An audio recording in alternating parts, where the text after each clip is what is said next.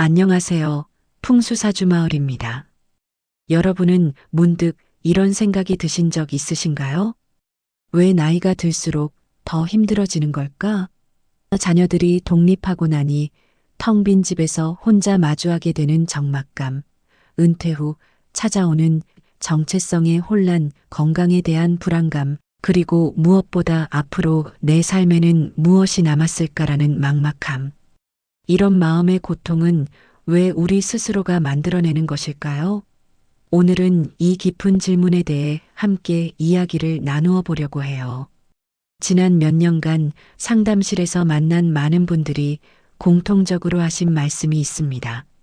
젊었을 때는 그래도 희망이 있었는데 이제는 정말 모르겠어요. 60대 초반의 한 여성분은 눈물을 글썽이며 이렇게 말씀하셨어요. 애들 키우느라, 남편 뒷바라지하느라 정신없이 살았는데 이제 와서 보니 정작 나는 누구인지 모르겠어요. 거울을 보면 낯선 사람 같아요. 그분의 말씀을 들으며 문득 떠오른 것은 불교에서 말하는 사성제의 깊은 통찰이었습니다. 특히 두 번째 진리인 집제에서 고통의 원인을 가래, 즉 집착에서 비롯된다고 본 것 말이에요. 우리가 평생 품고 살아온 나는 이런 사람이어야 한다. 내 인생은 이래야 한다는 고정된 틀에 대한 집착이 오히려 우리를 괴롭히고 있는 것은 아닐까요? 20세기 최고의 발달 심리학자인 에릭 에릭슨은 인간의 삶을 8단계로 나누어 설명했습니다. 그 중에서도 7단계인 중년기의 과제를 생산성 대 자기 침체로, 8단계인 노년기의 과제를 자아 통합대 절망으로 명명했지요. 중년기의 7단계는 다음 세대를 위해 생산을 하고 희생을 하는 생산성 대 자기 침체의 단계이며, 노년기인 8단계는 자신의 인생을 평가하고 삶이 의미 있었음을 인식하는 자아 통합대 절망의 단계라고 했습니다. 이 이론을 처음 접했을 때 저는 깊은 감동을 받았습니다. 에릭슨 자신이 정체성의 혼란을 겪었던 경험이 그의 이론에 고스란히 녹아 있었기 때문입니다. 에릭슨은 1902년 독일에서 태어났으며 태어났을 때 그의 가정은 한부모 가족이었다. 그의 부모님들은 에릭슨이 태어나기도 전 이혼한 상태였지만 어머니는 유대인이었던 남자와 재혼을 하며 에릭슨을 키운다고 알려져 있어요.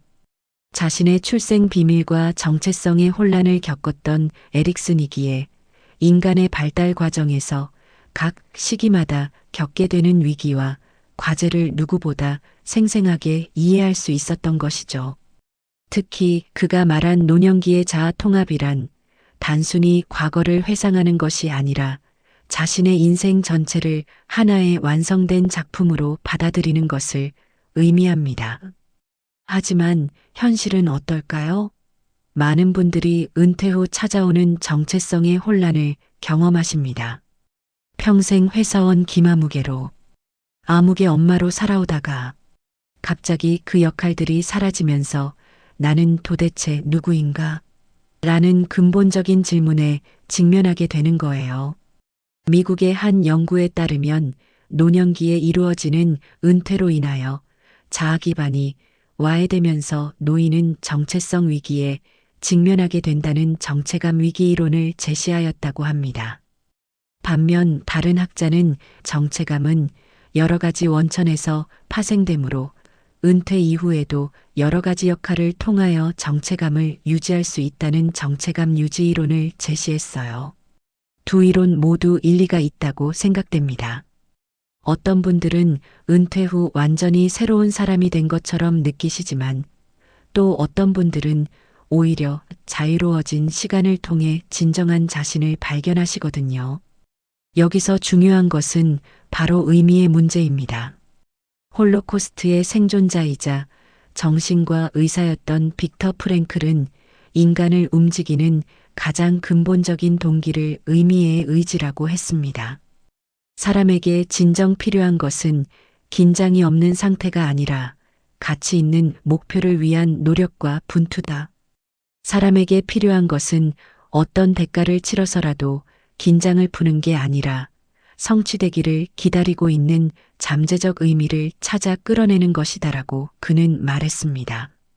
프랭클이 개발한 로고테라피, 즉 의미 치료는 다른 치료법들이 고통을 피하도록 돕는다면 의미 치료는 고통 앞에 당당히 마주해서 그것을 꿋꿋이 버텨내도록 만드는 게 목표다고 정의됩니다.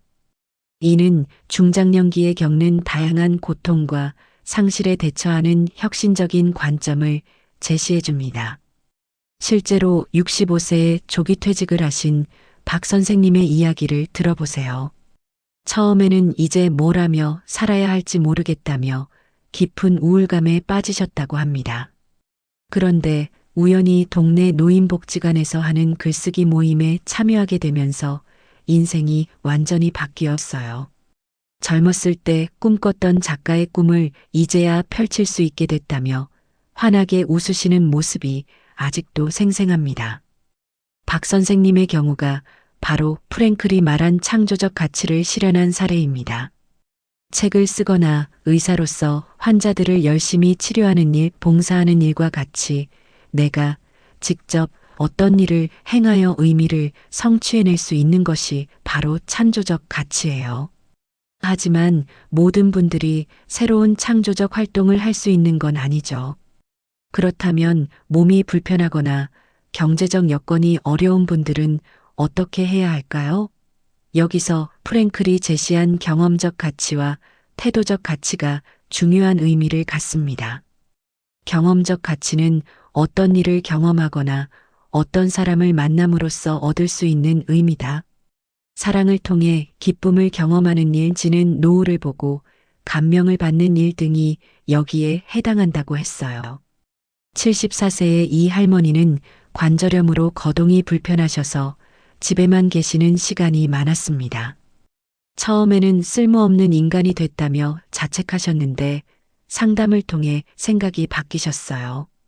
창가에 앉아 하루 종일 변화하는 하늘을 바라보며 계절의 아름다움을 느끼고 전화로 멀리 사는 손주들과 대화하는 시간 자체가 얼마나 소중한 의미인지 깨달으신 거예요.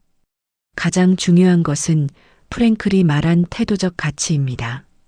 세 번째 가치는 피할 수 없는 시련에 대해서 어떠한 태도를 취하기로 결정함으로써 얻을 수 있는 가치이다. 바로 로고테라피에서 중요하게 강조하는 의지의 자유와 관련된 가치예요. 우리는 나이가 들어감에 따라 여러 가지 상실을 경험하게 됩니다.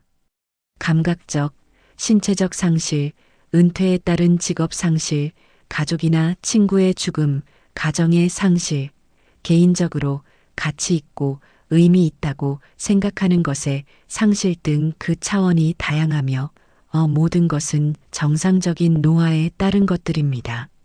하지만 이런 상실 앞에서 우리가 어떤 태도를 취하느냐에 따라 그 의미는 완전히 달라집니다. 상실을 단순히 잃어버린 것으로만 볼 것인가 아니면 새로운 가능성을 열어주는 기회로 볼 것인가의 차이예요. 공자는 70세에 이른 자신의 경지를 종심소욕불유구라고 표현했습니다. 공자가 논어위정편에서 나이 이른 애는 마음이 하고자 하는 대로 따라도 그것이 법도를 벗어나지 않았다고 회고한 데서 70세를 가리키는 말로 굳어졌다고 전해집니다. 이는 단순히 하고 싶은 대로 한다는 뜻이 아니라 오랜 수양을 통해 자신의 마음과 우주의 질서가 하나가 된 경지를 의미해요. 이 경지에 이르기까지 공자도 많은 시행착오와 고민을 겪었을 것입니다. 15세에 학문의 뜻을 두고 30세에 자립하고 40세에 미혹되지 않고 50세에 천명을 알고 60세에 다른 사람의 말을 순순히 받아들이는 과정을 거쳐야만 70세의 자유로운 경지에 도달할 수 있었던 거예요. 현대의 중장년층이 겪는 고통도 이와 비슷한 맥락에서 이해할 수 있습니다. 우리는 평생 외부의 기준과 타인의 시선에 맞춰 살아왔습니다. 좋은 대학, 좋은 직장, 성공적인 결혼, 자녀 교육 등 사회가 요구하는 틀 안에서 최선을 다해왔죠.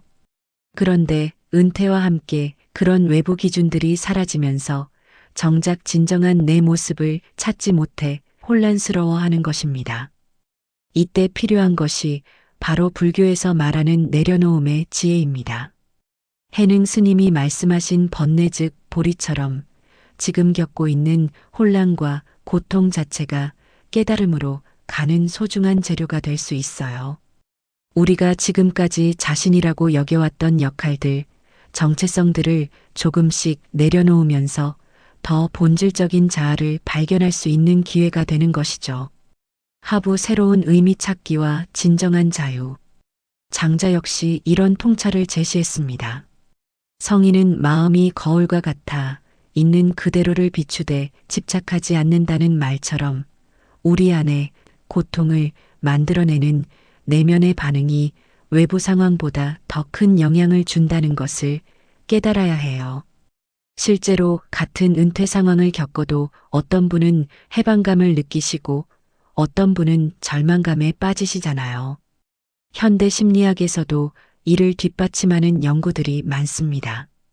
인지행동 치료에서는 사고 패턴이 감정과 행동을 어떻게 형성하는지를 설명하며 고통이 생각의 왜곡에서 비롯된다고 봅니다.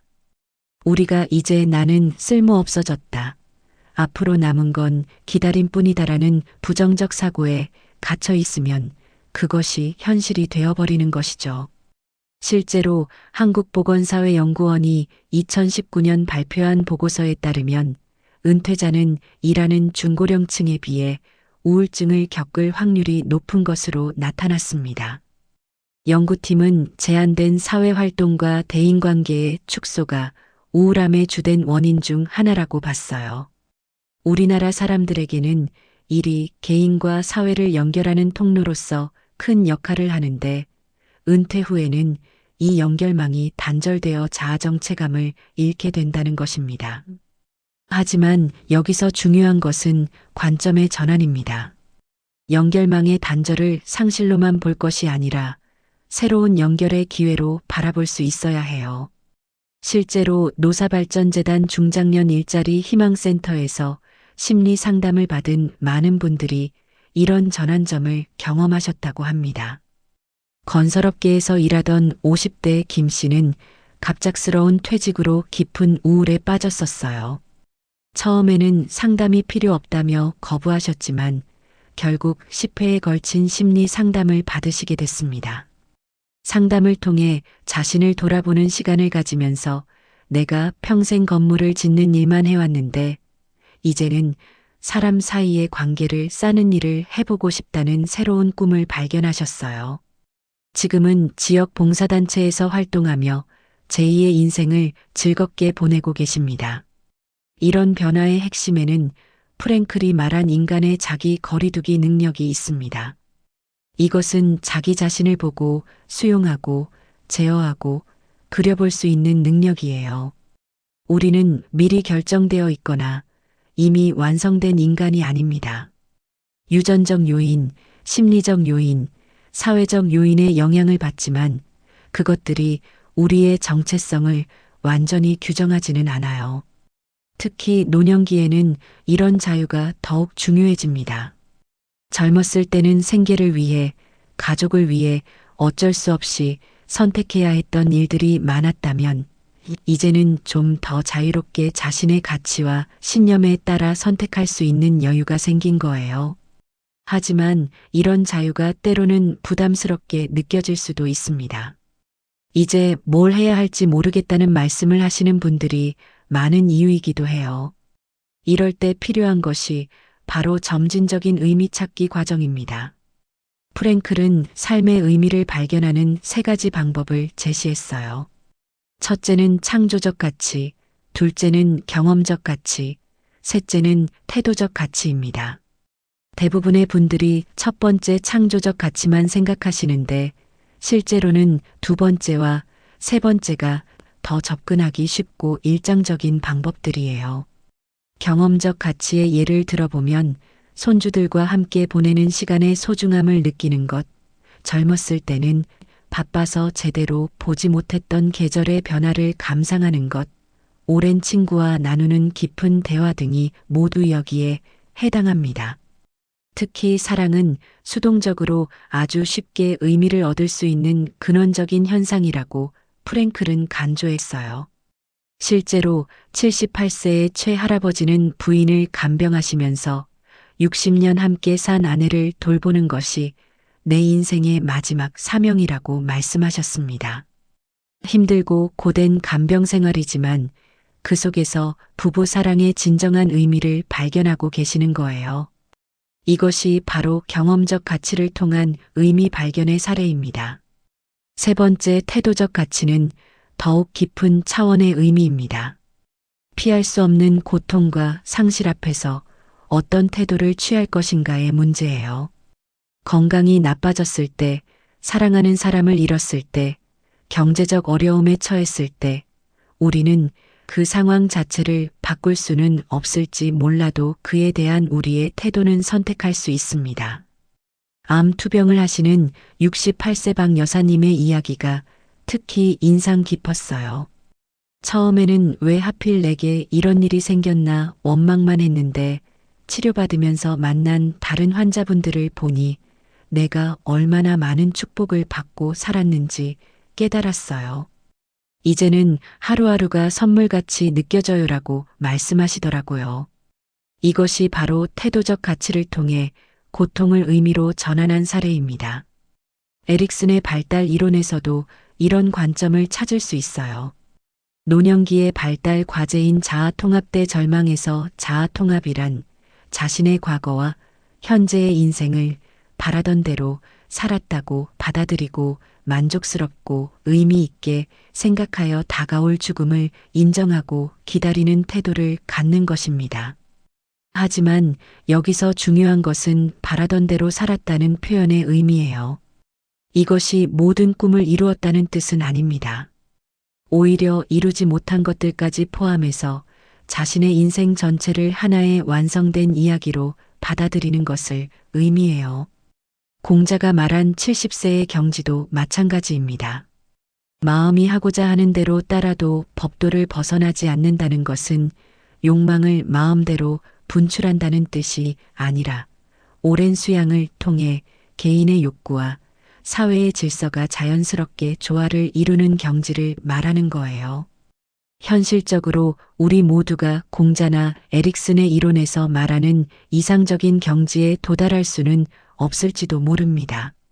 하지만 그 방향을 향해 한 걸음씩 나아가는 것만으로도 충분히 의미 있는 일이에요. 실제로 상담실에서 만난 많은 분들이 작은 변화부터 시작하셨어요.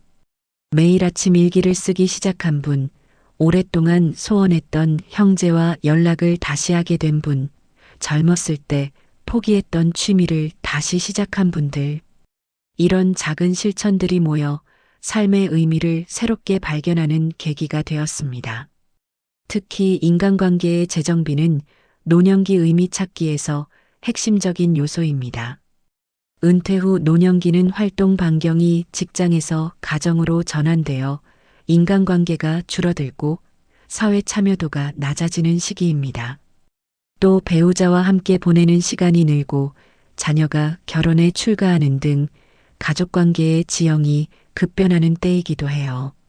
미래에셋투자와 연금센터가 2016년 발표한 연구에 따르면 배우자와 함께하는 시간을 줄이고 싶다고 대답한 은퇴자가 늘리고 싶다고 한 은퇴자보다 6배나 많았다고 합니다. 이는 단순히 배우자가 싫어서가 아니라 급격한 관계 변화에 적응하지 못한 결과일 가능성이 커요. 이럴 때 필요한 것이 바로 관계에 대한 새로운 관점입니다. 부부관계도 마찬가지예요. 젊었을 때는 각자 바쁜 일상 속에서 만나는 시간이 제한적이었다면 이제는 24시간을 함께 보내야 하는 상황이 되었습니다. 이를 부담으로 느낄 것인가 아니면 서로를 더 깊이 이해할 수 있는 기회로 볼 것인가는 전적으로 우리의 선택에 달려 있어요. 72세에 같이 상담을 받으러 오신 한 부부의 이야기가 인상 깊었습니다. 남편은 은퇴 후 집에만 있으려 하고 부인은 답답해서 견딜 수 없다며 갈등이 심했어요. 하지만 상담을 통해 서로의 입장을 이해하게 되면서 새로운 균형점을 찾으셨습니다. 주중에는 각자의 시간을 보내고 주말에는 함께하는 활동을 늘리는 방식으로요. 지금은 함께 사진 촬영을 취미로 하며 행복한 노후를 보내고 계십니다. 자녀와의 관계에서도 마찬가지입니다. 성인이 된 자녀들과의 관계에서는 기존의 부모 마이너스 자식 관계에서 성인 마이너스 성인 관계로의 전환이 필요해요. 이는 쉽지 않은 과정이지만 성공적으로 이루어질 때 훨씬 더 깊고 의미 있는 관계를 맺을 수 있습니다. 결국 중장년기와 노년기에 겪는 고통의 많은 부분은 우리가 변화를 어떻게 받아들이느냐의 문제입니다. 불교에서 말하는 무상의 진리, 즉 모든 것은 변한다는 사실을 진정으로 받아들일 때 비로소 평화로운 마음을 얻을 수 있어요. 장자가 말한 무의자연의 지혜도 여기에 적용됩니다. 인위적으로 무언가를 붙잡으려 하거나 거부하려 하지 말고 자연스러운 흐름에 따라 살아가는 것이죠. 이것이 바로 노년기에 필요한 지혜입니다. 마지막으로 우리가 꼭 기억해야 할 것은 고통 그 자체가 나쁜 것이 아니라는 점입니다.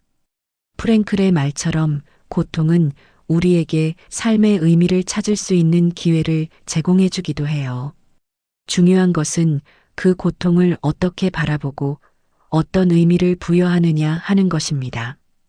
해능 스님의 번뇌 즉 볼이라는 말씀처럼 지금 겪고 있는 어려움과 혼란 자체가 깨달음으로 가는 소중한 재료가 될 수 있습니다. 그리고 공자가 70세에 도달했다는 그 자유로운 경지, 마음이 하고 싶은 대로 해도 법도에 어긋나지 않는 그 경지는 어쩌면 우리 모두에게 열려있는 가능성일지도 모릅니다. 나이 듦은 단순한 쇠퇴가 아니라 새로운 형태의 성장입니다. 젊었을 때의 외적 성장에서 내적 성숙으로, 성취에서 존재로, 갖기에서 되기로의 전환이에요.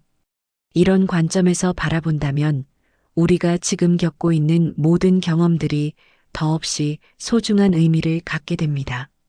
여러분은 어떻게 생각하시나요? 삶의 후반기에 찾아오는 다양한 변화와 도전들을 어떻게 받아들이고 계신가요?